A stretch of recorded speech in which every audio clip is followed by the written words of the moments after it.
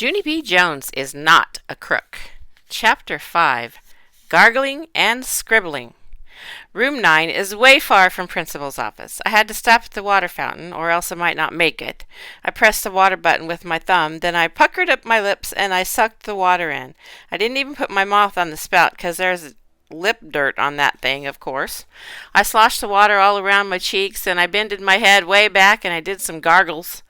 I can gargle very perfect, except I can't keep the water in my actual mouth. It run down the sides and dribbled on the floor. I splashed in it with my toe. That's when I saw something very wonderful down there. "Hey, it's one of those pins that writes 4 different colors," I said. I quick picked it up and pushed the little red button on the top, and a red pen popped out the bottom. I scribbled red scribble all over my hand. "Wowie, wow, wow, I love this thing," I said. After that, I pushed the green button and scribbled green scribble, and then I pushed the blue button and scribbled blue scribble, plus also I pushed the black button and scribbled black scribble.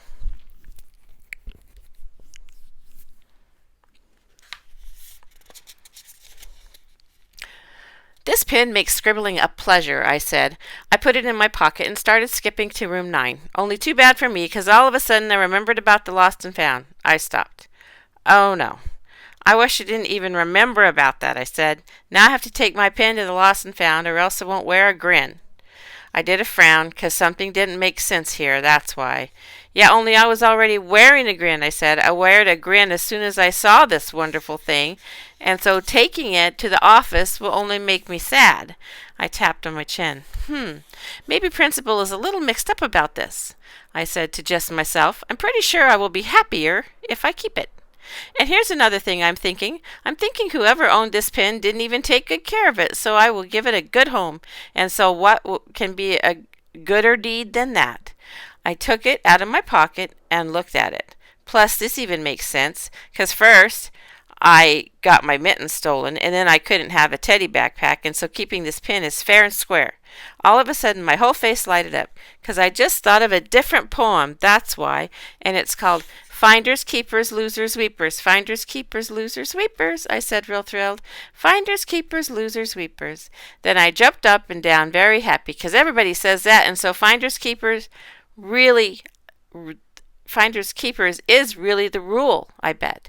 And after that, I put my pen back in my pocket, and I skipped the rest of the way to room 9. Chapter 6 My Grandpa's Wallet.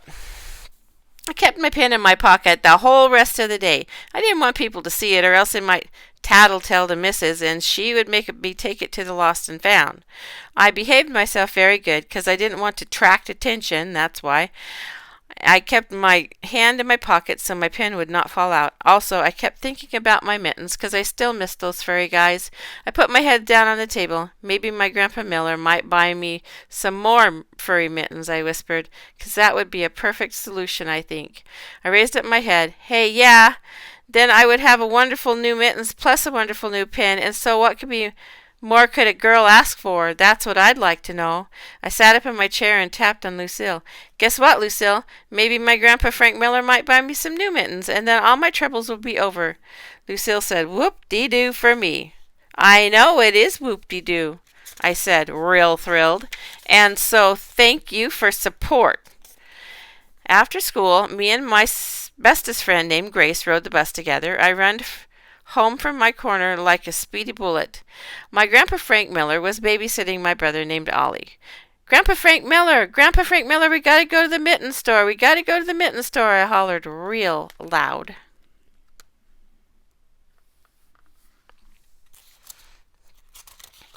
Grandpa Frank Miller was in the living room rocking Ollie. He looked funny at me.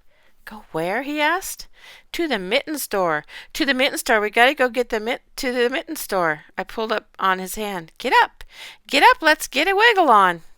Grandpa Miller looked confused at me. That's how come I had to sit down, and I told him what happened at school.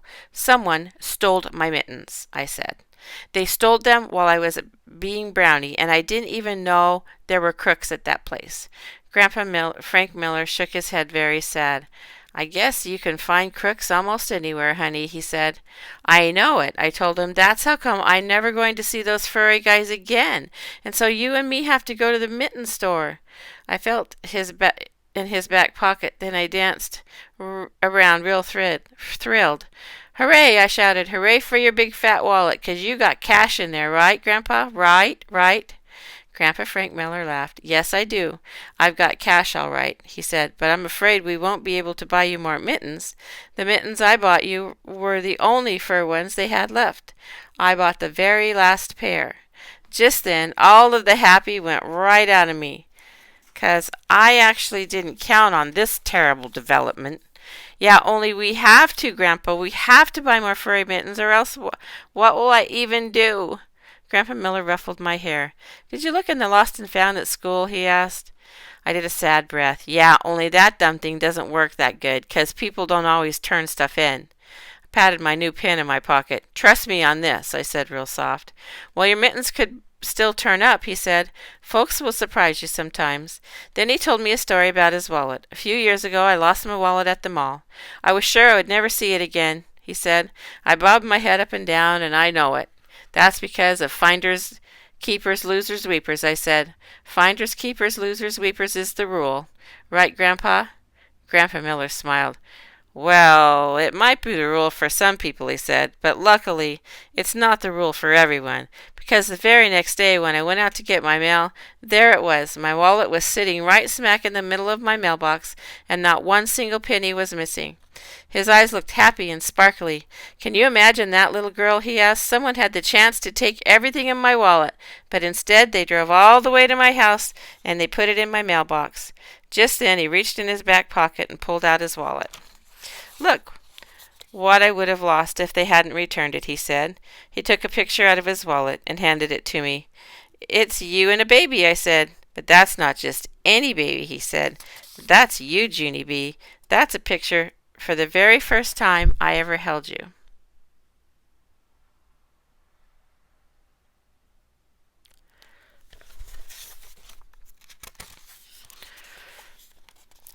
He took the picture back and stared at it and stared at it. Nicest thing a stranger ever did for me, bringing this picture back, he whispered real soft. Then he leaned over again and he kissed me on the head. Chapter 7. The Pink Fluffy Girl. After I talked to my grandpa, I went to my room. I closed my door real secret, then I took my wonderful pin out of my pocket, and I did a big sigh, 'cause I had confusion in me, that's why. I wish I'd never even heard that wallet story, I said, 'cause finders, keepers, losers, weepers isn't the rule, apparently, and so now maybe I might be a crook. I looked at my wonderful pin. Yeah, only I don't even feel like a crook. I feel like a lucky duck. But I still have to take this thing to Lost and Found, probably, and then it will go to waste, just like the teddy backpack. All of a sudden, I heard Mother and Daddy come home from work.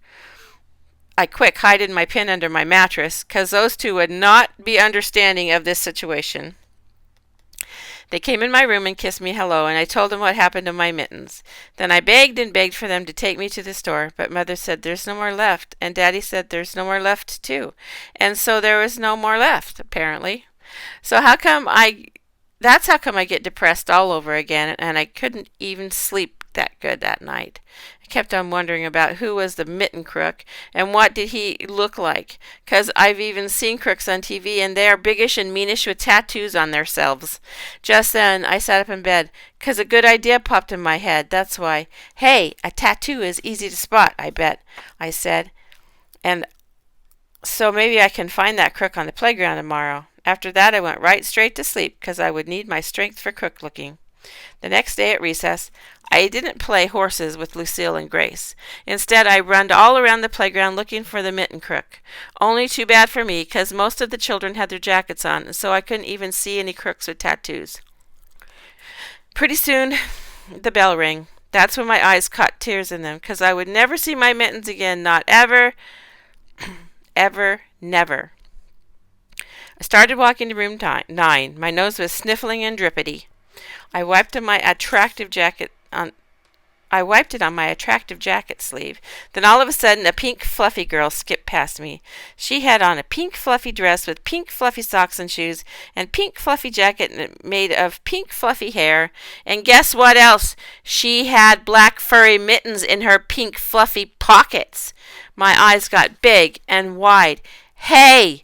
My mittens! My mittens! I screamed real loud. Then I put my head down and I zoomed at her like a speeding bullet. Mrs. saw me running. She grabbed me by my attractive winter jacket. I jumped up and down and pointed. That pink fluffy girl stole my mittens. She's the crook, only her jacket is covering up her tattoo, so that's what had me stumped. Mrs. called to the pink fluffy girl. She skipped over to where we were. I kept on jumping. You stole them! You stole them! My mittens, I said. No, I didn't, she said back. I didn't steal anything. I found these mittens. They're right in the grass, and so I thought nobody wanted them.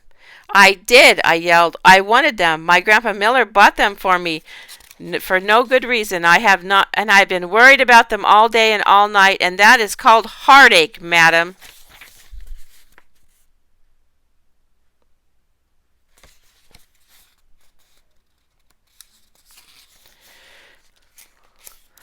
Mrs. said to hush my voice.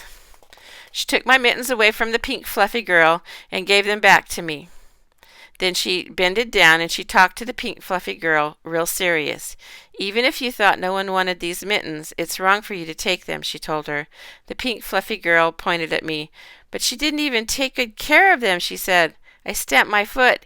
Yes, I did. I did too take care of them. I left them with my attractive winter jacket because I didn't even know there was crooks at this place.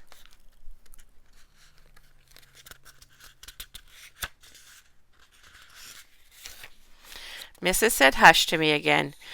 You should have taken them to the lost and found, she told the pink fluffy girl. Yeah, 'cause then I would have found them when I looked there. And so what do you think that box is there for? My health? The pink fluffy girl started to cry. But I really, really love them, she said. Mrs. smoothed her hair. I'm afraid that's not the issue, she said. Yeah, we're afraid that's not the issue, I said, 'cause finders keepers isn't the rule, apparently. And so from now on, if you find my stuff, you have to take it to the lost and found. Plus also, you can put it in my grandpa's mailbox. Mrs. looked at me real long, and she said I'm getting on her nerves. After that, she held the pink fluffy girl's hand, and they went to talk to her teacher. I quick put my mittens on, then I buried my face in their black furry fur, and I danced around real joyful.